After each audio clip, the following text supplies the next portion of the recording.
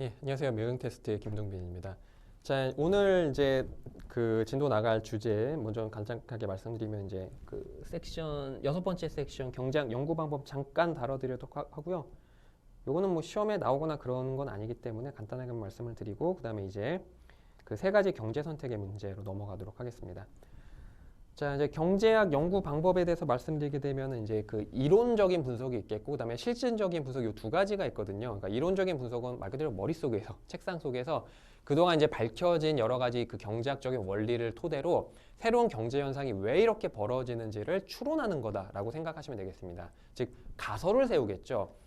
뭐 예를 들면은 뭐 시장 가격이 변했더니 뭐 인접 그 시장에 이러이러한 영향을 줄 것이다. 근데 그 원인은 이것 A 변수, B 변수 때문이다라고 이렇게 가설을 세워볼 수가 있겠죠. 자, 가설을 세웠으면 얘를 검증해야 되지 않겠습니까? 그게 바로 실증적 분석이다라는 겁니다. 검증은 어떻게 합니까? 이론적인 토대로 어떠한 현상의 원인이 A거나 B거나 C일 거다라고 하게 되면은 여러 가지 경제 데이터들을 받아들여 가지고 통계 분석을 합니다. 그러니까 통계 분석도 정말 복잡하고 어려운 그런 기법을 쓰게 되는데, 이제 경제학을 깊게 공부하거나 하시는 분들은 이제 계량 경제학이라는 걸 공부하셔가지고요, 여러 가지 경제적 데이터를 바탕으로 주요 원인에 대해서 어느 정도 영향력을 갖고 있는지 추출하는 수학적인 기법을 이제 공부를 하시게 될 겁니다. 옛날에는 다 손으로 계산했는데 이 경제 데이터가 몇만 개가 넘어요. 그 소비자의 수라든가 기업의 수라든가 데이터가 몇만 개, 몇십만 개가 되는데 그 손으로 다 계산할 수가 없으니까 이제 컴퓨터 프로그램의 도움을 받아서 이제 도출을 하게 되겠죠. 세상이 참 편해지긴 했습니다만은 그래도 어려운 과정이긴 합니다. 자, 그렇기 때문에 모형을 세우고 가설을 세우고 그다음에 이 가설을 검증하게 되는 여러 가지 이제 분석 기법을 이제 고급 경제학 파트에서 다 학습을 하게 됩니다. 물론 매경 테스트는 나오지 않겠죠. 이런 것들은 이제 경제학 전공자들의 역할이다라고 볼 수가 있겠습니다. 자, 그다음에 상관관계랑 인과관계에 대한 건데, 여러분 상관관계를 인과관계로 오해하시면 안 된다는 얘기입니다. 뭐 사례를 하나 들어드리도록 할게요. 자, 그 아래 표를 보시게 되면은 2015년부터 2019년까지 그 경찰관들 어느 도시 어느 마을에 경찰관 새로 고용된 경찰관들 수가 되겠고, 그 밑에는 범죄 발생 건수를 나와 있습니다. 그래서 대략적으로 그림을 그려보게 되면 어떻게 되어 있습니까? 이게 이제 그 신규 임용되는 경찰관의 수가 되겠고요. 그다음에 여기 이제 범죄 발생 건수인데, 표를 보시게 되면 이렇게 이제 정비례하는 형태로 이제 그려집니다. 이런 식으로 말이죠. 그러면 이렇게 오해하시면 절대 안 돼요. 경찰관이 많아졌더니 범죄가 높아지더라. 범죄가 많아지더라. 그러니까 범죄 발생 원인은 경찰관에 있구나. 말도 안 되는 오류죠. 말도 안 되는 오류. 왜 이런 일이 벌어지는 겁니까? 이게 인과관계를 잘못 해석했기 때문에 그런 거예요. 그러니까 상관관계는 그래요. 경찰관이 많았을 때 범죄율도 높아지더라는 얘기인데, 뭐가 원인이고 뭐가 결과인지에 대한 해석을 전혀 반대로 가져가게 되니까 이런 오류가 발생하는 거죠. 범죄가 많아지니까 안 되겠다 싶어서 경찰관을 더 늘린 거지 않겠습니까? 이게 바로 역인과관계 오류가 됩니다. 이런 걸 되게 조심해서 해석을 하셔야 돼요. 그러니까 이거는 누가 봐도 범죄가 많아져서 경찰관이 많아진 거다라고 보실 수가 있는데, 이런 거 한번 해보겠습니다. 자, 여기가 이제 어느 부서의 회식의 수고요. 여기가 이제 성과입니다. 그 부서의 성과.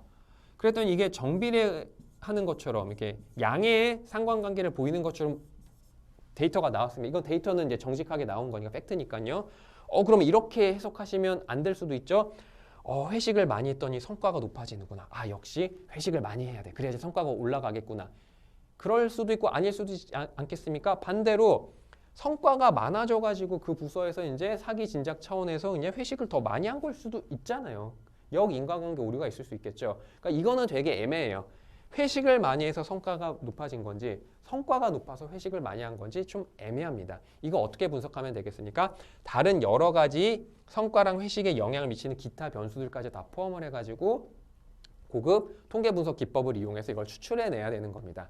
그러니까 이런 거에 대한 해석을 하시기 위해서는요, 어느 정도의 통계적인 지식도 필요할 뿐더러 그 우리 살아가면서 많은 경험이라든가 많은 이론을 습득해가지고 직관적으로도 판단할 수 있는 그런 시각이 필요합니다. 이 모든 것들이 균형을 갖춰야지 이런 경제적인 사실과 판단과 가설에 대한 이야기를 정확하게 할 수가 있는 거죠. 이런 역인과관계 오류 좀 조심해 주셔야 되는 겁니다. 뭐 이런 것도 있을 수 있어요. 뭐 예를 들면은 이런 거죠. 그 스마트폰을 사용한 그룹이랑 스마트폰이 없는 학생 그룹을 봤는데 수학 점수가 이렇게 나옵니다. 즉 스마트폰을 못 쓰는 그룹 학생들의 수학 점수가 스마트폰을 쓰는 학생의 수학 점수보다 낮으니까 이것도 인과관계 오류 조심하셔야 되겠죠. 아, 스마트폰의 사용이 수학적인 머리에 도움을 주겠구나. 그게 아닐 수도 있잖아요. 스마트폰을 어린 자녀한테 사줄 수 있다는 얘기는 어느 정도는 중산층 정도의 가정 수준이 되겠고, 스마트폰을 자녀한테 못 사주는 건 물론 교육적인 측면도 있을 수 있겠지만 그냥 가난해서일 수도 있잖아요. 가난해서 부모가 돈이 없어서 스마트폰을 못 사줄 수도 있잖아요. 그래서 그 부모의 재력이 스마트폰과는 상관없이 학생들의 점수에 영향을 줄 수 있지 않겠느냐. 즉 전혀 제3의 C라는 요인이 A에도 영향을 미치고 B에도 영향을 동시에 미칠 수도 있지 않겠습니까? 이런 것들도 해석을 조심하게 해 주셔야 된다는 얘기입니다. 이게 상관관계랑 인과관계를 바로 직접적으로 대응해서 해석하게 되면 아주 심각한 오류에 직면할 수가 있다는 얘기입니다. 자, 그 다음에 이제 다음 페이지는 규범경제학과 실증경제학에 대한 내용인데요. 규범경제학 말 그대로 이론적인 분석을 토대로 이러이러한 이론적인 결과가 있으니까 우리 경제 당국자라든가 경제 정책은 이렇게 하는 게 타당하다라고 이런 규범적인 주장을 하는 거 우리는 규범 경제학이다라고 이야기를 하겠죠. 이러이러한 게 타당하다라는 겁니다.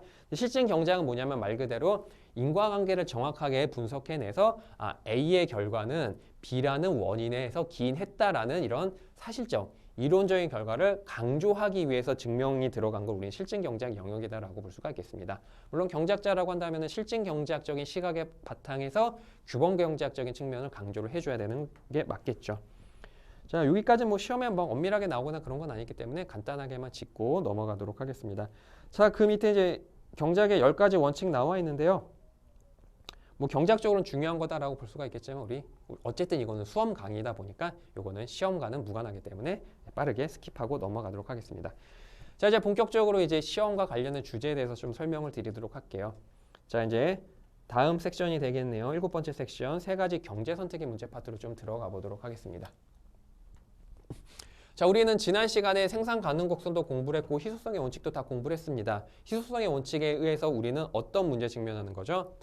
주어진 자원을 바탕으로 최대 만족을 달성해야 된다. 즉, 이 자원을 잘 나눠야 됩니다. 즉, 이 한정된 자원을 바탕으로 최대 욕망을 달성을 해야 되는데 어떤 자원을 어디에 쓸 것이냐 이거를 해결해야 돼요. 그러니까 다양한 이제 자원 배분 선택의 문제에 직면하게 되는데 우리 폴 사무엘슨이라는 아주 대단한 이제 경제학자, 20세기 경제학자입니다. 네, 노벨상도 많이 수상을 했고요.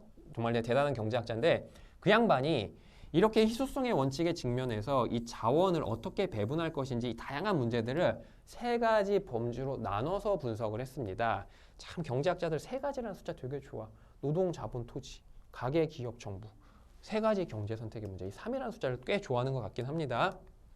자, 그래서 이제 이 자원 배분의 문제 첫 번째 유형은 보시는 것처럼 무엇을 얼마나 생산할 것인가. 즉, 이 주어진 자원을 바탕으로 어떤 재와 어떤 서비스를 얼마나 만들 것인가를 결정을 해야 된다라는 겁니다. 그래서 생산물의 종류와 수량을 결정하는 문제다라고 볼 수 있겠고 이거 시장경제체제 아시죠? 시장경제체제에 대해서는 뭐 대략적으로 어떤 건지는 알고 계실 겁니다.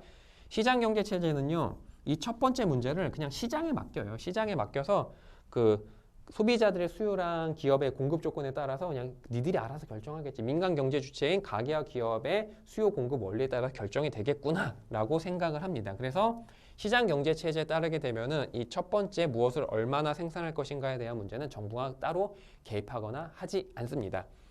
근데 계획 경제 체제는 좀 달라요. 계획 경제 체제는 1번 문제. 생산물의 종류와 수량을 결정하는 문제 정부가 적극 개입해가지고 그냥 정부가 다 결정하는 겁니다. 뭐 동모 이번에 뭐 치약을 뭐 20만 개 만들라고 다 명령을 내려요. 그러니까 통제와 명령에 의해서 1번 문제를 해결하는 경제체제를 우리는 계획경제체제다라고 볼 수가 있겠죠. 자, 그래서 1번 문제가 먼저 해결이 돼야 돼. 즉 무엇을 얼마나 생산할 것인지가 결정이 돼야지 이제 그거를 어떻게 만들지가 결정되는 겁니다. 즉 순서적으로는요. 이게 먼저 결정이 돼야지 2번을 이제 결정할 수가 있다라는 얘기입니다. 즉 어떤 제품을 얼마나 만들지가 결정이 돼야지 드디어 그 제품을 어떤 식으로 만들 것인가 생산 방법이 결정되는 거죠. 그래서 얘는 파생적으로 결정된다라고 보시면 되겠습니다. 자, 생산 방식의 결정 문제고요. 당연히 얘는 요소 시장에서 결정이 되겠습니다. 즉 노동, 자본, 토지를 어떤 식으로 결합해서 생산할 것인가 요소 시장에서 결정되는 문제고요. 당연히 시장 경제 체제 역시 생산 요소 시장에서 수요